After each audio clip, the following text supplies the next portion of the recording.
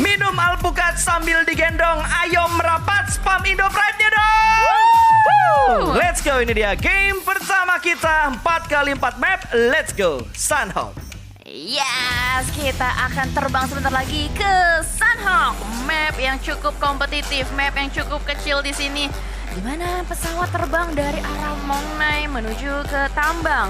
Pembagian garis pesawat yang bisa dibilang ini adalah 50-50. Kita akan melihat apakah dengan adanya Sunhawk yang ketiga kalinya untuk di weekday, apakah akan terjadi tabrakan kembali atau tidak, karena memang bisa kita bilang mereka sudah mengalami mapping, mereka sudah mendapatkan informasi yang cukup banyak, jadi harusnya yang namanya counter strategy udah mereka build up, tapi tergantung apakah eksekusi mereka bisa dijalankan dengan lancar atau tidak.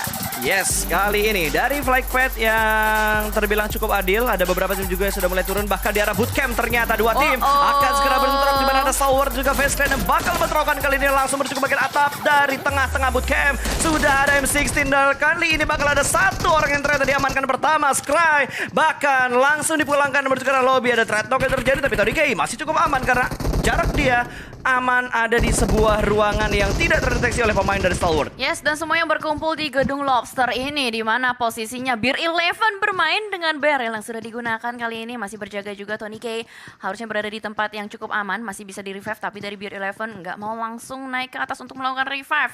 Masih steady di tempat masing-masing juga, menunggu satu sama lain. Hanya bersebelahan, hanya ada dinding yang memisahkan kita, tapi Beer 11 benar-benar dengan sangat sabar sekali mendapatkan satu pick ke arah satu player pick di depan sana, bahkan sedikit terlambat untuk backup fire dari teman-teman Stalwart dan sudah mulai nge-pick arah bagian luar. Actionnya benar-benar luar biasa, berusaha mendapatkan dua. Langsung saja double pick, tapi action digagalkan. Begitu saja perjalanannya top, jadi last man standing masih berusaha dengan AKM-nya berdansa di bagian tengah. Dan Face Clan rata sudah dipulangkan oleh Stalwart. Tim pertama yang dipulangkan adalah Face Clan. Dan mereka hanya membawa pulang satu elimination aja karena Scry tadi yang langsung dieksekusi dengan sangat cepat pulang karena lobby. Bootcamp menjadi daerah kekuasaan untuk Stalwart di Sunhawk pertama hari ini. Ingat ya, 3 kali Sunhawk, dan apakah dua tim ini bakal bertemu terus-terusan? Face Clan sih main 3 kali gitu untuk hari ini. Terus dari STS sendiri, mereka bakal ketemu terus. Karena Stalwart ada di grup D, sementara Face Clan ada di grup E. Berarti ini adalah 2 tim yang bakal bertemu terus-terusan, Jal. Oh my god, Face Clan. Mungkin dia ngerasa kalau misalkan hari ini mereka bermain, ini kali ya, kayak 5 match gitu. Mungkin. Jadi ngerasa, oh well, let's go, kita coba nge-throw 1 match aja. Kita hajar di gedung Lobsternya untuk di bagian bootcamp. So that's it, Stalwart menang. Ini benar-benar mengejutkan banget tadi. Action sih yang benar-benar menjadi game changer ketika dia melakukan pick dengan barrel kiri kanan. Betul. 2 dia dapetin, dan pada akhirnya kehilangan 1 player nggak membuat Stalwart gentar. Gue juga kaget loh dengan apa yang dilakuin sama Stalwart. Gue kaget banget ngelihat mereka tabrak begitu aja untuk menuju ke bagian dari bootcampnya. Selama ini kita ngeliat kayak bootcamp tuh nggak ada yang ngontes sama sekali, bener-bener area yang kosong hanya dikuasain oleh beberapa tim yang memang berani turun di arah sana. Dan gue juga sempat ngeliat bahwa Stalwart punya drop zone di area bootcamp, tapi gue nggak nyangka mereka mau beradu dengan Face Clan, dimana kita tahu Face Clan adalah salah satu raksasa yang ada di Southeast Asia juga. Gila. Ini benar-benar mengerikan ya. Dan benar-benar ditabrak loh gedung Lobsternya di tengah. Mereka tuh nggak kayak split position dulu, kayak berusaha ya udahlah kita ngamanin yang gedung-gedung kecilnya dulu, looting dulu, nanti baru kita kontes aja Face Clan-nya. Dan dengan hal seperti ini, seperti yang tadi Pasta udah tanyakan juga, bakal nggak ya nanti Face Clan nabrak lagi atau gimana? Ini ibaratnya gengsinya sih bener-bener drop banget loh. Ini humiliated banget sebagai Face Clan juga, karena sepanjang masa Face Clan itu bisa dibilang kuat di bootcamp, makanya nggak pernah ada orang yang berani kontes Face Clan kan. Itu dia, tapi kali ini ada yang berani kontes. Ingat Jel, ini udah bukan Southeast Asia lagi, tapi ini adalah PMGC dan ada Happy Birthday. Mungkin langsung nge-front Ponzei-nya dibiarkan lewat, belum pertembakan dari 628. Tidak menimbulkan step, membuat 628 tidak mengecek area compound tersebut. Mereka lebih memilih untuk mengamankan compound di bagian high ground, tapi sepertinya bakal ada close combat kali ini antara TJB dan juga GD. Kali ini Satar bahkan berhasil mendapatkan 1, ternyata Nichil yang masuk peluru terakhirnya dan berhasil menjatuhkan 1 pemain dari TJB. Sementara Sir sudah dipulangkan menuju ke lobby. Kali ini Satar kembali lagi untuk mengontrol bagian bawah. Longzi juga berhasil diamankan, 2 ter-take down. TJB hanya menyisakan 2 player mereka dan GD. Mereka sudah nge-split dengan begitu luas. Akan segera bergerak perlahan-lahan aja dan agak sedikit terlihat rotasinya dan Bambu diamankan oleh Daybot. Satar ternyata yang memberikan eksekusinya menuju ke arah Bambu, tapi Bonsai kembali lagi ke arah 6-8. Melihat pergerakan dari Bonsai akan langsung ditabrak. Kali ini bakal ada close combat. Ternyata Happy Birthday-nya gagal. Sudah mulai ketahuan dua orang bakal masuk secara bersamaan dan di takedown juga Bonsai-nya. Tapi di luar MS Konburi dan juga 6-8 dari GD memberikan sebuah pergerakan positif untuk di game pertama. 3 elimination untuk tim GD kali ini. Gila. Ini benar-benar suatu movement yang mengejutkan ya. Sebuah Gokil pembukaan nih yang benar-benar barbar banget. Kita benar-benar diberikan sebuah surprise untuk di early-nya. Dan ternyata kita melihat juga ke arah yang berbeda. Kali ini, BTR ngambil ke arah Paradise. Dan dimana dari tim BCS juga mereka melakukan split dari Zusi yang bukan Zuxi. Dia masih berlari-lari juga di bagian luar. Kita harapkan dari Big Eternal Aliens mereka bisa step up kembali juga dari segi gameplaynya, dari segi mental mereka pastinya. Karena mereka benar-benar butuh banget dukungan yang positif dari teman-teman semua. Ya. Kemarin kita sempat melihat lah bahwa ibaratnya dengan hasil yang di hari pertama ini kan benar-benar membuat semua orang ternganga-nganga. Semuanya sih, Ya kan, semua kayak, komunitas kaget gitu. Iya kayak, what? Gak mungkin gitu loh, ibaratnya seperti itu. Tapi apakah dengan hari pertama yang benar-benar membuat mereka terpukul, harusnya ini mereka bisa bangkit kembali seperti yang kita tahu. Mereka sudah mengalami asam garam hidup juga. Wah, udah jelas dah. Ya kan udah kompetitif tuh dari lama banget. Ibaratnya Betul. mereka juga pernah berada di bawah, mereka pernah di atas. Dan seperti yang sempat kita bahas juga, mereka harus mengalami sebuah kesandungan dulu. Batu Harus sandungan. tersandung terlebih dahulu. Harus tersandung terlebih dahulu supaya nanti bisa menikmati kemenangan yang lebih.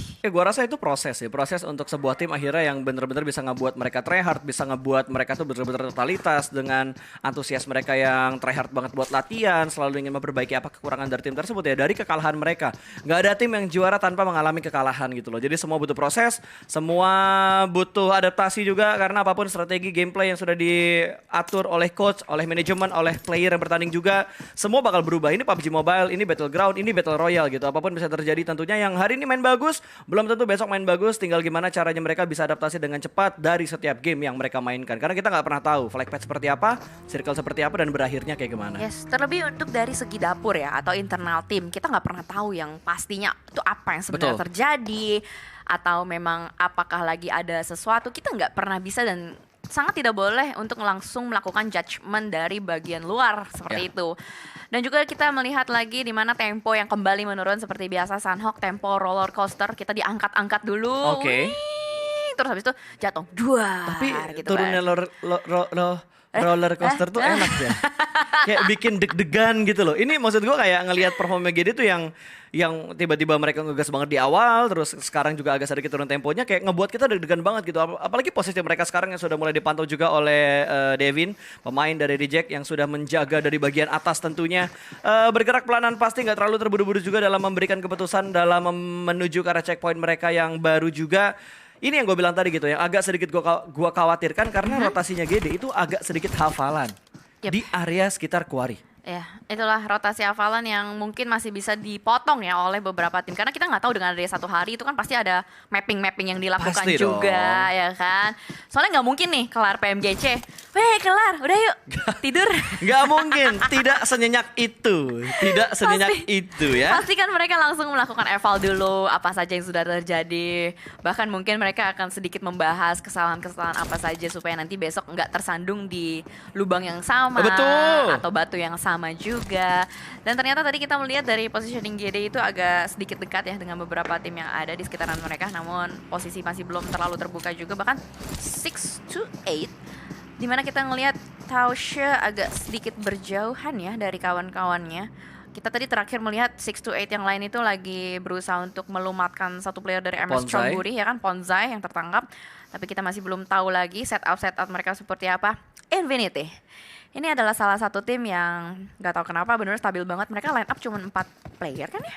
4 player kan? Iya. Mereka nggak ada player kelima dan benar-benar stabil banget. Dari mana tadi?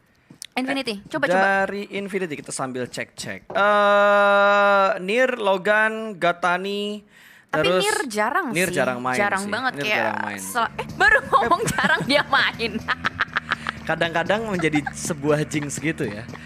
Nir Baru ngomong. bermain kali ini. Berarti mereka emang punya 5 pemain dan kayaknya untuk di PMGC rata-rata minimal 5 pemain deh Jan. Soalnya untuk meminimalisir kayaknya supaya nggak ada satu orang yang tiba-tiba hilang dan satu tim bermain dengan hanya 3 pemain. Jadi ingin benar-benar dimaksimalin banget untuk 5 pemain di sebuah tim. Jadi kita selalu bisa ngelihat adanya 4 pemain di setiap game dalam satu tim. Benar. Kecuali satu orangnya udah dipulangin ke lobby. Dan tadi ada tembakan yang ditujukan karena Daybot, tapi untuk ke Daybot masih bisa menyelamatkan diri dan untungnya dengan selamatnya Daybot juga akhirnya mendapatkan informasi bahwa di bagian atas mereka ada tim yang dari tadi memantau pergerakan dari tim GD. Yes, sudah ada suara dan pastinya menarik perhatian dari tim-tim lain dan Logan melakukan tembakan terkena headshot terhadap satu player yang di depan sana dan juga di mana kali ini di sebuah jembatan yang bisa dibilang cukup neraka ya. Sudah mulai mendekat juga dua tim yang cukup mengerikan kali ini dari Infinity dan juga 628. Kak Tani seorang diri berusaha untuk mengamankan di bagian sebuah open field juga. Tausya berada di bagian belakang sudah berhasil untuk melakukan healing. Namun ada sebuah movement untuk membuat pengusiran ke arah depan. Tausya melemparkan sebuah granat yang pastinya membuat Infinity juga harus menarik mundur. Dan setup mereka masih cukup berjauhan juga. Kita masih belum tahu nih tujuannya akan seperti apa. Namun yang pasti adalah dari Booms, Genesis Dogma berhasil mengsecure dan mengunci pergerakan dari Reject, tapi masalah angle shot tertutup kembali nih Pasta. Betul, agak sedikit tertutup dan tadi ada beberapa pergerakan yang sudah dibangun juga oleh GD. Ada satu bagi yang sudah mulai digerakkan, entah itu untuk tabrak berjuka arah Reject atau mereka ingin mengatur setup mereka kembali. Saat ini setup dari GD adalah 1-1-2, 2 orang stick, 2 orang yang lagi nge-split untuk memperlebar jarak dan juga kontrol area mereka. Gatani yang sudah mulai berpindah mendapatkan sebuah batu. Ini angle yang enak banget untuk memantau pergerakan dari 628 dan Mela memberikan tekanan, namun ternyata ada Yu yang sudah cukup dekat dengan Mela dan Mela pun berhasil diamankan. Sunan ternyata yang ada di bagian belakang berhasil mendapatkan satu pemain dari Infinity. Mela terlalu jauh dari pemain Infinity yang lainnya. Sangat-sangat sulit proses penyelamatan yang bakal dilakukan sama Infinity. Kalau gue jadi Infinity gue relain sih. Iya, karena posisinya terlalu ekstrim sih untuk diselamatin, harus ngelewatin jalanan terlebih dahulu. Terlebih juga ada 628 lain juga yang sudah mulai mendeteksi keberadaan dari Infinity lainnya. Karena adanya informasi dari 628 lain dan membuat Mela mau tidak mau bakal langsung disecure begitu saja. Tapi dari Mela pastinya juga akan memberikan informasi bahwa memang ada player-player dari 628 yang mungkin akan melakukan push ke arah bagian atas. Logan sudah mulai bersiap-siap juga membangun sebuah jalur smoke, tapi Gatani memberikan sebuah backup dari arah yang berbeda. Kali ini push dari 628 sedikit terhambat karena Tausya harus melakukan revive terlebih dahulu juga, agak sedikit back off, agak sedikit retreat untuk mengulur waktu melakukan revive Pasta. Ya, tapi 2 pemain dari Infinity benar-benar ngotot banget, dan di arah lain dari RMS Conbury Pops berhasil menjatuhkan satu pemain dari Four Rivals. 2 pemain ini masih cukup dekat, tentunya bakal tembakan juga dari arah Tani. Ternyata dari bagian lain Sunan ter-take down. Counter shoot diberikan, namun ternyata Gatani masih bisa menyelamatkan posisinya sementara ini. 2 benar-benar terspot dari arah Gatani dan informasi cukup jelas masuk ke arah 2 pemain dari Infinity yang lainnya. Molotov sudah mulai dilempar ke membatasi pergerakan dari Daushi tentunya yang sedang melakukan proning di balik sebuah gundukan. Sudah mulai ngintip lagi Nir mencari sebuah angle dari Vision untuk mendapatkan seorang Daushi di bagian bawah, tapi masih agak sedikit tercover tentunya. Yes, ada sebuah lempengan tipis banget yang bisa dimanfaatkan oleh seorang Tausya sendiri, tapi ini positioning dari Gatani sih benar-benar enak banget. Angle shot untuk melakukan backup dari bawah jembatan ini ternyata benar-benar membuahkan hasil yang maksimal. Kali ini push dari 628 benar-benar terhambat, nggak jadi langsung nge-push ke bagian Logan dan Nir juga. Bahkan sudah ada mini camp yang mengarah ke arah yang berbeda. Sudah ada 2 tim, kali ini dari Reject juga yang sudah mulai melakukan positioning, namun Gatani benar-benar memberikan pressure ke arah player-player dari 628 yang terpisah dengan perjalanan, dan Tausya tertembak di depan sana. Masih ditembakin 1, 2, 3, 4. Tipis banget. Tausya masih bisa selamat, tapi dari Gatani benar-benar memberikan pressure yang ekstra. Bener, itu udah low HP banget, dan langsung ada beberapa setup lagi yang dibangun oleh 2 pemain Infinity yang lainnya. Sementara Tani masih berada di bagian bawah jembatan, dan lihat apa yang bakal dilakuin sama 33Z. Mencari angle menuju ke arah Tani untuk mendapatkan satu titik buta milik seorang Gatani. Tapi Gatani begitu tertib, arah dia di bagian jembatan. Bahkan ternyata dari Gatani juga punya cara berpikir yang unik ya. Daripada ke kanan ketangkep sama 628, mendingan menuju ke arah sebelah kiri. Tapi tiba-tiba Nir, rotasi terbaca oleh seorang Daushi. 1 tumbang dari Infinity. Aduh, ini backupnya agak jauh. Logan masih ada di bukit belakang Daushi. Yes, kayaknya tadi dari Nir nggak expect kalau misalkan ternyata Tausya udah pindah ke arah yang berbeda, udah bermain di bagian perumahan juga. Logan, kita akan melihat apa yang akan dilakukan oleh seorang Logan, karena sementara waktu Nir ini akan menjadi sebuah atau seorang Sandra bagi seorang Tausya. Masih bertahan juga, berusaha untuk menggeser dirinya supaya nggak terkena beberapa granat, tapi dari Logan Gue nggak tahu apakah dia punya smoke atau ada enggak Tani. untuk bisa turun. Tapi yang pasti Gatani kali ini menjadi seorang lifesaver. Again and again, Tausya akan berusaha untuk melakukan sebuah pergerakan, memasak granat cukup no. Boom, masih bisa ada broken wall. Yes, masih ada broken wall yang bisa menyelamatkan dua pemain dari Infinity tentunya. Dan tadi sudah mulai memasak granat yang bakal dilemparkan ke arah jalan. Namun ternyata headshot dan tadinya tumbang. Yu yang membackup dari belakang juga kali ini. Ada dua pemain dari 628 yang cukup dekat dengan Infinity. Nir bakal menyelamatkan Tani. Agak sedikit bertukar posisi mereka juga. Kali ini bakal ada smoke dilemparkan. Oh, stun grenade ternyata. Yes. Ada flashbang yang dilemparkan tadi. Sedikit terbutakan tapi tentunya masih belum bisa mendapatkan angle ke arah dua pemain Infinity yang bertahan di bagian luar broken wall. Ini Tausya nih kayak belut banget loh. Dia seorang diri aja di bagian dalam sebuah rumah, tapi masih bisa menggocek player-player dari Infinity. Bahkan tadi terbuka angle-nya, Tausya tidak ditembakin sama Infinity. Ada momen, ada timing yang sedikit terlewatkan oleh Infinity. Tapi dengan adanya pergerakan tersebut sudah mulai terdireksi juga. 33 sudah mulai tertangkap di depan sana. Logan berhasil untuk menjatuhkan satu player, tapi Gatani benar-benar komit banget untuk nge-push ke arah depan. Terlihat kembali rumahnya ke arah yang berbeda. Lempar granat, Tausya meledak. Benar-benar on point sekali. Push dari Infinity benar-benar komit kali ini. Yi Yang berada di bagian belakang. Seorang diri saja mampukah dia melakukan clutch? Kalau lo perhatiin tadi granatnya ngelewatin dua sisi jendela, Jel. Dia nggak berada di dalam rumah, tapi granatnya benar-benar lewat begitu aja dan berhasil menjatuhkan satu pemain dari 628. Dan lihat Nigma, rotasinya nggak sopan, bro. Ada Yu yang lagi fokus, tiba-tiba ada distraction yang datang dari Nigma. Rauf di arah lain berhasil mendapatkan seorang Tani. Terknockdown dengan kedua kalinya dan kali ini Yu yang bertahan seorang diri sebagai last man untuk 628. Yes, ini benar-benar stalemate. Rauf nggak sopan banget sumpah tadi. Nggak assalamualaikum, nggak missing, nggak Betul. apa. Dan langsung aja ditembakin sama Logan. Ini dia dipunish betul-betul sampai loncat juga mohon ampun nggak bisa pokoknya. Logan galak banget kali ini karena dia benar-benar kesel. Lagi enak-enak ngunci S628. Ada yang lewat tiba-tiba kayak kuyang kan? Betul, kayak kuyang. Biasanya Yu yang rotasi kayak gitu, tapi tadi adalah seorang Rauf. Sementara Fight dari Infinity begitu lama untuk menghadapi satu pemain dari 628. Ada distract lagi yang dilakukan oleh Nigma tentunya dan Molotov ke bagian luar dari balkon yang membatasi pergerakan dari seorang Yu yang tentunya sedikit mengambil resiko untuk terbakar. Dan ada push yang bakal dibangun oleh dua pemain dari Infinity yang masih mencari keberadaan dari seorang Yu yang bakal ada jump shoot kali ini dan rata sudah. Infinity mendapatkan 6 elimination di menit ke-17. Gila, itu fightnya lama banget. Ada kali sekitar 5 menit mereka kejar-kejaran, main petak umpet sana sini, tarik ulur. Udah kayak main layangan. Tapi akhirnya Infinity masih menunjukkan konsistensi mereka untuk benar-benar bermain dengan sangat galak di Sanhok. Dan juga dari tim yang berbeda, kita udah mulai bergeser juga arah kameranya.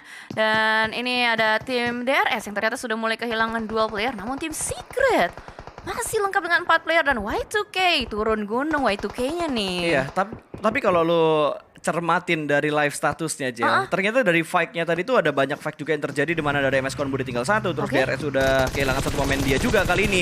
Dan wah, ditabrak dong. Secret ingin mencari keberadaan pemain terakhir dari tim DRS. Lempar Molotov membatasi pergerakan tapi ditabrak dan bahkan dipantulkan meletup sudah balon hijau. Tapi tidak membuat dua pemain Secret terknockdown. DRS pun dipulangkan ke arah lobby sementara Tani dari pemain Infinity masih bergerak rotasi menuju ke bagian dalam dari zona. Sementara Harmony berhasil diamankan oleh Infinity. Ini agak sedikit ada balasan yang datang dari Infinity, tapi dua pemain Infinity terknockdown dan hanya tinggal Logan yang menjadi last man untuk tim Infinity. Ya, Nigma Galaxy benar-benar membuat membuat pertarungan antara Infinity dan juga 628 menjadi sebuah tontonan. Dari jarak jauh dia masih bisa mengunci juga. Dan 1v1 situation tadi terjadi antara Infinity dan juga Nigma Galaxy. Nigma Galaxy masih selamat kayaknya satu playernya, Infinity pun demikian juga. Dan sementara itu kita bergeser ke arah yang berbeda. Nova ternyata masih lengkap dengan 4 player. Mereka berusaha untuk masuk ke dalam satu pintu, tapi ternyata sudah ada tembakan-tembakan. Nigma Galaxy berhasil diamankan oleh Bigetron. Ternyata Yuha yang mendapatkan elimination dan ternyata Bigetron Red Aliens mendapatkan zonanya. Betul, ini Better dapat zona. Mereka satu-satunya tim ada di bagian utara. Harusnya mereka bisa mengontrol area mereka lebih bagus dibandingkan tim-tim lain. Ini momentum. Kalau misalkan BTR bisa dapetin WWCD di sini, ini tentunya bakal ngasih kabar baik untuk Indo Pride ya, karena mereka bakal mendapatkan boostingan poin yang cukup banyak dengan 15 placement poin yang bisa mereka dapatkan dan juga tambahan poin dari elimination yang mereka kumpulkan di game kali ini. King masih berusaha keluar dari area pinggiran bootcamp. Udah mulai ke sandwich juga, ada pemburu yang bakal membatasi pergerakan dari tim Nova. Kiri belakang mereka ada BCSWL juga. Dan Blue Zone juga sudah mulai memepet pergerakan mereka. Luxy dari lain berhasil mendapatkan pemain dari tim Secret. Ada Way2K tadi yang berhasil mereka amankan. Bahkan sudah dipulangkan menuju ke arah lobby. Jimmy selesai. Top kembali diamankan. Namun refrag terjadi dengan begitu cepat. Kali ini pemburu gagal mendapatkan sebuah confirm elimination. Bahkan pemburu sudah dipulangkan ke arah lobby. 9 elimination tanpa gua sadari. Dari Stalwart mereka sudah mendapatkan 9 elimination. Yes, gila banget itu tukang pukul dari Mongol masih survive, masih bertahan juga namun di area yang berbeda. No. Aduh, hai ditembak. Tim Secret ternyata memiliki sudut tembak yang cukup on point. Enak banget buat bisa melumatkan player-player dari Genesis Dogma. Tapi pastinya dengan tim Secret yang sudah mulai bergerak ke arah depan akan menjadi sebuah balada juga pastinya karena ada beberapa player kali ini dari Reject. Ini enak banget sih. Ini bisa nyayur banget Reject ke arah depan karena ada BCSWL juga yang udah mulai tertekan oleh Blue Zone. Betul. Playzone terlalu menyakitkan. Lagi-lagi memberikan sebuah hantaman untuk beberapa player. Namun ternyata Reggie bisa menangkap satu player yang lagi bunny hop di depan. Semuanya berkumpul, numpuk semua di bagian luar Playzone. Hanya ada 2 tim saja yang bertahan untuk di dalam posisi nikmat. Ada Dead Eyes dan juga dari Bigetron Red Alliance. Ini harusnya momentum dan timing banget sih untuk 2 tim yang memang lagi berada di bagian papan bawah untuk menggali poin lebih banyak. Harusnya ya. Dan terlihat bahwa Bigetron sudah mengumpulkan beberapa poin elimination. Sudah ada 3 elimination yang mereka kumpulkan. Sementara tadi dari GD sendiri, rotasi mereka terpotong dari tim Secret. Dan mereka hanya menyisakan 1 pemain terakhir. Berarti Satar yang ditinggalkan sendiri di bagian belakang tentunya yang punya tugas cukup berat untuk mempertahankan placement terbaik bagi tim GD Gits. 7 tim tersisa kali ini. Dan GD, kalaupun mereka pulang di posisi saat ini, harusnya mereka membawa 2 poin placement. Tapi Luxy bakal terspot oleh seorang iShot. Namun masih belum bisa mendapatkan knockdown-nya. Luxy masih terselamatkan dan iShot berhasil diamankan oleh seorang Zuxi. Sebuah trade counter yang begitu bagus dilakukan oleh pemain-pemain Red Alliance kali ini. Bahkan ternyata dari Secret tidak hanya fokus menuju ke arah 1 pemain saja, 1 tim saja. Mereka juga menghadapi 1 pemain di sekitar mereka. Ada Dead Eyes yang mengontrol sebuah rumah. Namun ternyata lagi dan lagi tidak ada informasi terlalu detail yang berhasil diamankan oleh Secret. Secret pun selesai dan pulang menuju ke arah lobby kali ini. Bigetron sudah mulai memanas. 4 pemain mereka masih tersisa dan jumlah elim mereka juga lumayan kali ini. Berarti ini harusnya top 2 karena Epi dari For Rivals udah nggak punya healing lagi dan bye-bye For Rivals. So this is it 4v4 situation antara Dead Eyes dan juga Bigetron Red Alliance, 2 tim yang benar-benar lagi membutuhkan poin. Dan bahkan kali ini dari BTR sudah mulai mengendalikan bagian high ground-nya. Dia sudah dapat informasi. 1 player yang berada di bagian sniper tower sudah mulai turun juga, tapi Fragboy mendapatkan sudut yang cukup nikmat melihat ke arah bagian tebing-tebing, melihat adanya player-player BTR yang lagi berdansa di bagian atas. Untuk win prediction kita melihat di mana BTR lebih unggul 52%, tapi Dead Eyes masalah dia punya compound juga nih. Ini 2 tim yang menurut gue saling dendam sih, karena Dead Eyes yang ngebuat Bigetron nggak bisa bermain di Super Weekend pertama dengan perolehan poin yang sama, dan yang membedakan mereka hanyalah dari 20 dan 21 poin yang tertukar. Yuhai sudah mulai memasak granat, kali ini bakal dilemparkan ke arah depan, tentunya menuju ke arah rumah milik Dead Eyes. Ada lemparan granat, meletup, splash damage saja, belum ada yang ter-knockdown, dan tinggal hanya 2 tim yang tersisa karena yang healing sudah pada selesai dan ke lobby semuanya. Kita melihat semuanya, semua player yang masih bertahan kali ini sudah berada di dalam play zone-nya juga, tinggal gimana caranya mereka melakukan eksekusi. Harusnya kali ini dari tim Dead Eyes sudah terjepit juga, sudah cukup terpush oleh player-player dari Bigetron Red Alliance. Semuanya berkumpul di bagian belakang rumah, belum ada lagi granat-granat yang dilemparkan. Gua rasa dari segi utilities juga udah mulai terkikis, tapi ternyata zona kali ini akan kemana kira-kira ya? Zonanya ke Dead Eyes. Zonanya ke Dead Eyes. BTR mau nggak mau mereka dipaksa turun untuk semakin komit untuk melakukan fight bersama dengan Dead Eyes. Kali ini Ryzen sudah mulai nge-stick. Luxy memasak granat bakal dilemparkan langsung ke depan sana. Wih, meletup balon hijau.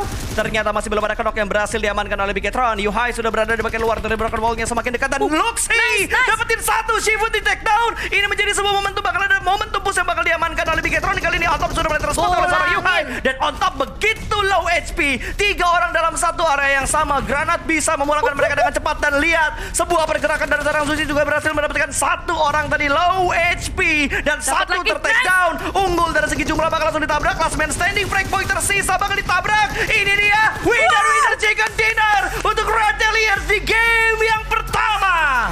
Wah, gokil banget game pembukaan yang luar biasa. Akhirnya ini dia Alien Meta yang sudah mulai memanas, berhasil memulangkan Dead Eyes secara utuh di last dance-nya tadi untuk di Sunhawk. Dan pada akhirnya kita melihat 4 wajah pria dari Indonesia yang benar-benar sudah kita rindu banget ya, akhirnya makan ayam juga, dan ini akan menjadi boostingan poin.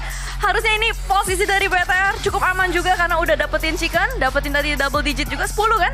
25 total poin. Alright. 25 total poin harusnya dikumpulkan oleh Bigetron dengan poin mereka di hari pertama kemarin 7. Berarti harusnya mereka sekarang udah punya kurang lebih 30-an poin. 30-an poin harusnya cukup untuk membuat mereka nyaman di papan tengah. Harusnya ya. Papan tengah. Sementara ini BTR harusnya ada di peringkat antara